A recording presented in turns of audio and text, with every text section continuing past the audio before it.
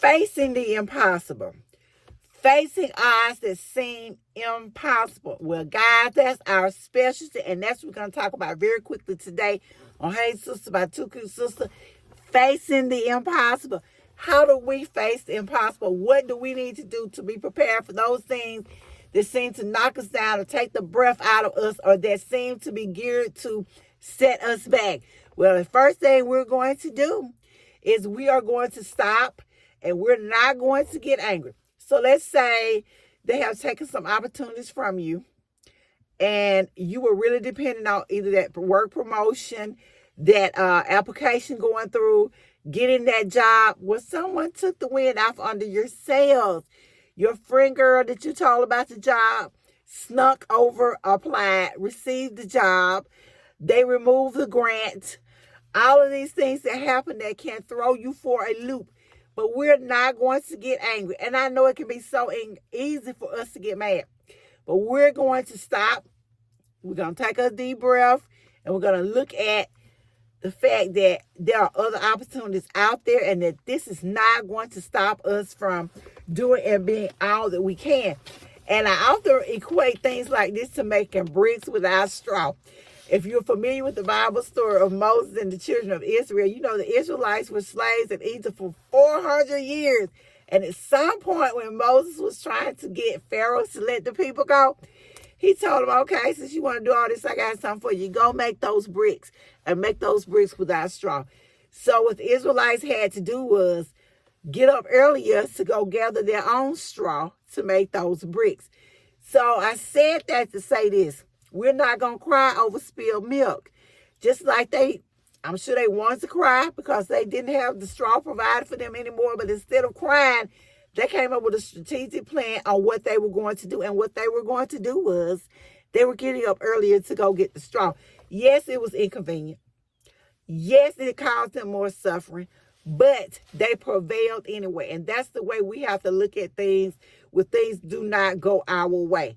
We are going to prevail anyway. We are going to stand the test of time, and we are going to make it. The next thing we're going to do, we're going to sit here and we're going to say, hey, I must be doing something mighty good or mighty fantastic for people to be plotting and planning all this stuff that they have plotted and planned for and against me. Because we all know that anytime people get worried about us, they go to trying to come up with things to do to stop us from going any further.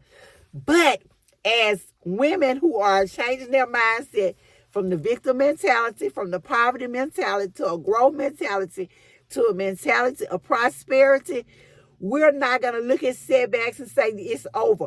We're going to look at setbacks. We're going to face them head on, and we're going to move forward. You are going to also stop and come up with a strategic plan to help you still get to the spot in which you need to go. Just like I said, the Israelites had to get up a little earlier to go get their own straw. Then we may have to get up a little earlier. We may have to write a few more papers. We may have to do a few more things. But we are not going to give up. We're not going to stop the fight.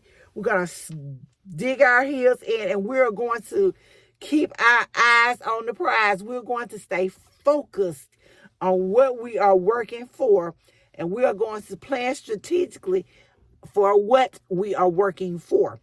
And I had to talk to myself about this, and I don't know if you do too, but sometimes we have to get our mindset ready for what we're about to get, what we're about to receive, where we're about to go. So I had to start talking to myself. I said, hey, we can't keep thinking like a poor person would think. We're not going to dress like a poor person would dress. We're going to get our nails done like we're supposed to get.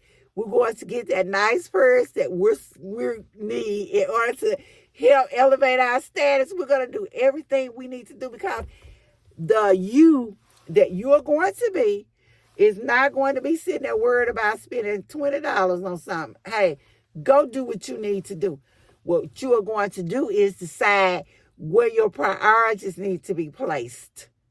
You're going to decide to put that money in your savings account instead of spending it on an expensive coffee or buying another pair of shoes. But what do we do when the wind seems to have been knocked out of our sails?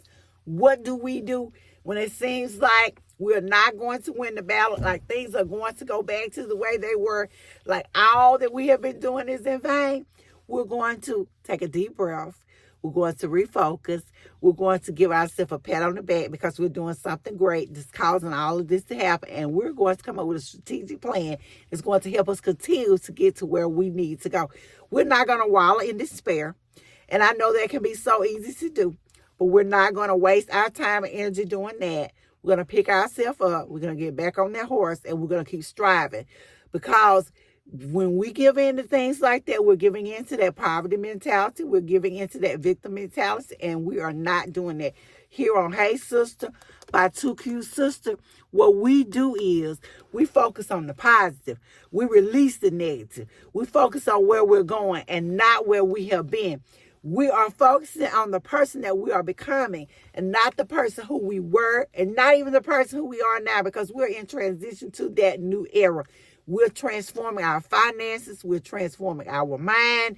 We're transforming our children and our children's children, because we are creating financial wealth and health and prosperity for our legacy. That's what we are doing, and that's what we're going to continue to do. This was a short, quick, motivational message for those of you who had the sales knocked out of you lately. You can hold on and you can do it. And I will see you guys in the next podcast.